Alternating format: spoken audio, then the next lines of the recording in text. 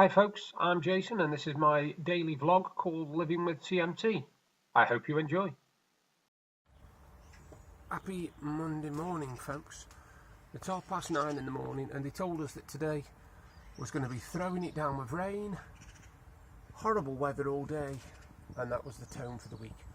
And as you can see, they couldn't forecast my eating patterns. Look at that.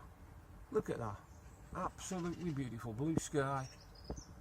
It's not even freezing cold like I thought it might be when we've got blue sky. It's actually not too bad, but look at that for a beautiful morning.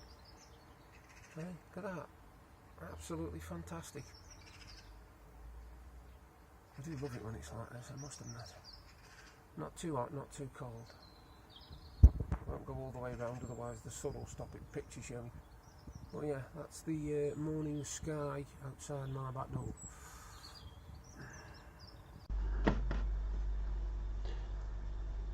Evening folks, it's Monday evening.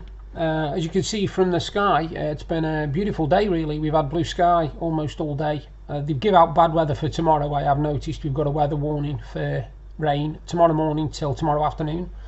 Today, it's probably been one of the laziest days I've had for a long time actually, but the reason I have been just sitting here just doing surveys and playing on games is because Deb's been doing cards and she's been getting this card ready that she's doing.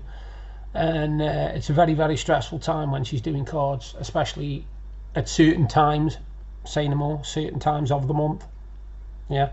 Anyway, what I tend to do is I tend to sit in the room and talk to her, make cups of tea, and keep her, motivated and stuff, and basically just do nothing all day, which is what I've done. I've been playing on one of my games, Slotomania game that I'm a member of. Been having a bit of fun with that. Thinking about getting in touch, because I've got to get in touch with my doctors about my medication. Because like I said before, my painkillers have stopped working. I watched a couple more What's It last night. I'm sorry, I'm not with it, I'm a bit tired as you can tell. I watched a couple more Two Ronnies last night, and I noticed on my computer, I forgot they were still there, to be honest with you. I've actually got the complete Twilight Zone from when they first started, and I've still got every episode of that to watch. I think I've watched about 11 episodes out of about 70, so I'm nowhere near finished yet. That'll be something for me to entertain me when I've finished me Two Ronnies. Like I say, it's been a quiet day. We haven't done a lot at all. We've had a nice conversation with Deb's mum and dad. I had a good 45 minutes to talk with them. I had a 10-minute rattle with my mum. I had a half an hour rattle with my sister. So it's been all conversations, to be honest. I've seen some stories in the news which have not amazed me, just caught my attention. The one what really caught me was Labour. Apparently in 10 months, just 10 months alone, they've had 673 anti-Semitism reports. Now, to be perfectly honest with you, I've been Labour all my life. Right, I'm a Labour because my mum was Labour, my dad was Labour, and I'm Labour through and through. And I'll always be Labour. The one thing I don't like is when people associate us with the far right, because I get asked a lot of survey questions, and what I get asked is who I would vote. Now, I've never been shy of saying who I'd vote for. I'm Labour all the way, so I don't mind. But I get asked if I would ever think of voting for BNP. Well, I wouldn't in a million years, because I aren't racist in any way, shape or form. Don't get me wrong, I'm not going to say I've never said a racist comment, because I have. I'm not going to deny that. I'm not going to do a Liam Neeson or anything like that. I've never done that kind of thing, but I have in the past used defamatory language, relating to foreign people. But the one thing that I will say is I've also had it thrown back in my face as well. So I've only give as good as I've get. I've not gone out to purposefully insult anybody who isn't white, shall we say, just for the sake of arguing. I'm probably racist saying white now anyway. And I got to thinking, to be honest, if we're not allowed, because I read something a couple of weeks ago now about using the word black is technically discriminatory anyway. We're not supposed to say it, we're supposed to say ethnic. Now, I was thinking of all the things that I grew up with, things like pot ethnic, the ethnic and white minstrel show. And I got thinking that how stupid it would be if we replaced everything with ethnic, everything black with ethnic. So you'd have ethnic Addy, which don't make sense. the ethnic panther. You know, where do you draw the line? You know, ethnic sales, ethnic books. Come on, I mean, you know, the word black has been used for years, and just because you use the word black in something, you're not being racist. You're not being discriminatory, or nothing like that. Just like you're not by using the word white. So no, I don't agree with that, to be perfectly honest with you. Another one that made me laugh was that a judge has had to apologise. A judge has had to apologise because while he was presiding over a court, he actually fell asleep. He actually fell asleep in the court. So you can imagine how boring that case must have been. I'm not sure. Yeah, it's in the UK. It's actually in the UK. And it just made me laugh because I thought to myself, I can just imagine it. You know, it would be a comedy sketch that the two Ronnies would do probably, where you'd have a judge presiding over some serious case, and then they'd look at him and say, you know, what do you think, judge? And he'd be faster kip. You know what I mean? I could understand that if it was politics, because parliamentary stuff, you know. Yeah. Another one was a couple. This is again in Lincolnshire. This is where a couple sat on a knife-wielding burglar. A burglar actually broke into their house, and they sat on him so he couldn't move, and basically pinned him until the police arrived, which I thought was hilarious. You know, because everybody assumes that when somebody burgles a house, people are just going to sort of like give in and say, you know, oh no, just take my money, go. And a lot of people won't. A lot of people will defend their property with their lives, mate. You know, if you've got somebody who's, I don't know, saved something, or they've got something sentimental, and some little wazzick or older wazzick, whatever, has broken into their house to steal it, and they're defending it, you know, they don't want you to take it, mate. They'll do anything they can. And what still cracks me up is if you hurt them, you hurt any of these poor little sweet innocent criminals who broke into your house, you can get a heavier sentence than them. And they're the ones who broke into your house, which I've never really got my head around, because at the end of the day, if somebody breaks into your property, surely what happens then is down to them being on your property. I've always been a believer in that. You know, if somebody breaks into your house and you, I don't know, hit them with a baseball bat or something to defend your family, and then you get done for it, that's just ridiculous.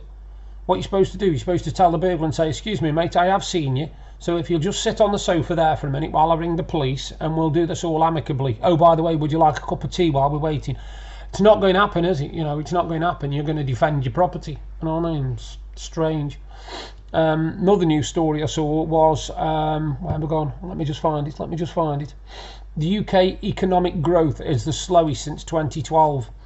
Well, if you've got a country and you're trying to terrify everybody by telling them that once we get through Brexit, we are going to be skint, we are going to have no money, we are going to have no trade deals with anybody, we're not going to be able to produce our own food, we're not going to be able to get products on the shelves.